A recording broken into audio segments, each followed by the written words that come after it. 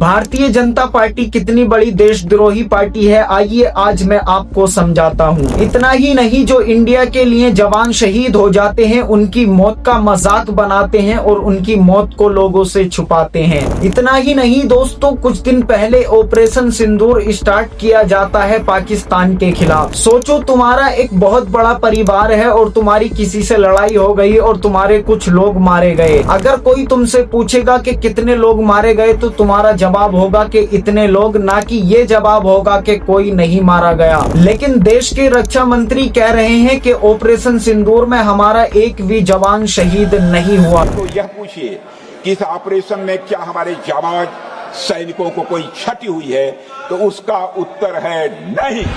इतना ही नहीं, जब ये बात सामने आई, नेशनल वॉर मेमोरियल में इनके नाम लिखे गए 13 महीने बाद, तो कुछ अंधभक्त इस वीडियो को और बीजेपी सरकार को डिफेंड करने के लिए भी आ जाते हैं, जैसे कि ये एक चिमकांडी। जिस कांग्रेस ने ऑपरेशन सिंदूर के सबूत मांगे थे, आज वही कांग्रेस देश को बदनाम करने के लिए शहीदों के नाम पर राजनीति कर रही है। लेकिन आज की इस वीडियो में मैं खुलासा करने वाला हूँ, हारिस रऊफ ने मैच के दौरान 6 उंगलियों का इशारा क्यों किया था और हेलीकॉप्टर को गिराने का इशारा क्यों किया था। दोनों चीजें एक साथ मिलाकर मैं आपको बताऊंगा, जिससे बीजेपी के अंधभक्तों की नींद उड़ने वाली है।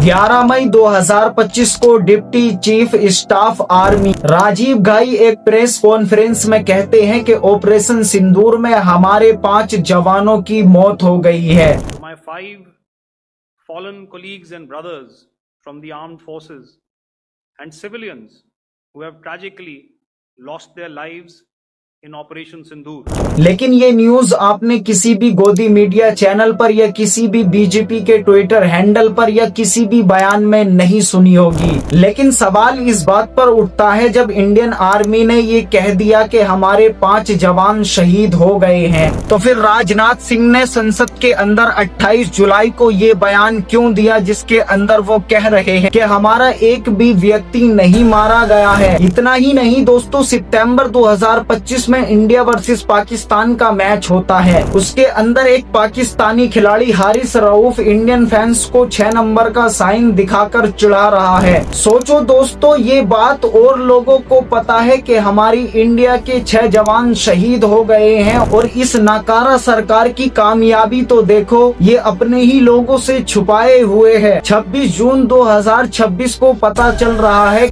और ऑपरेशन सिंदूर में शहीद 6 जाबाजों के नाम पहली बार जारी किए गए हैं। लेकिन अब पूरे भारत की जनता बीजेपी सरकार से सवाल पूछ रही है, तुमने नाम क्यों नहीं बताए उन शहीदों के जो इस देश पर मर चुके हैं, मिट चुके हैं और अपने देश के लिए अपनी जान दे चुके हैं। तभी वहाँ पर एक लकी बिष्ट नाम के अंधभक्त की एंट्री होती है इस पूरे मुद्दे में। इसका कहना है कि ये तो हर कोई करता है, जो जवान शहीद होते हैं उनके नाम बताए नहीं जाते हैं। ये दुनिया की हर देश करती है यार।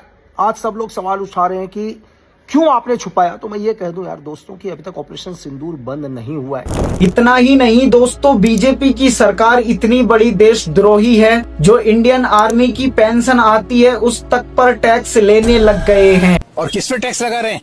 उन जवानों के ऊपर जो आपकी रक्षा करने के लिए अपने हाथ पांव कटवा चुके।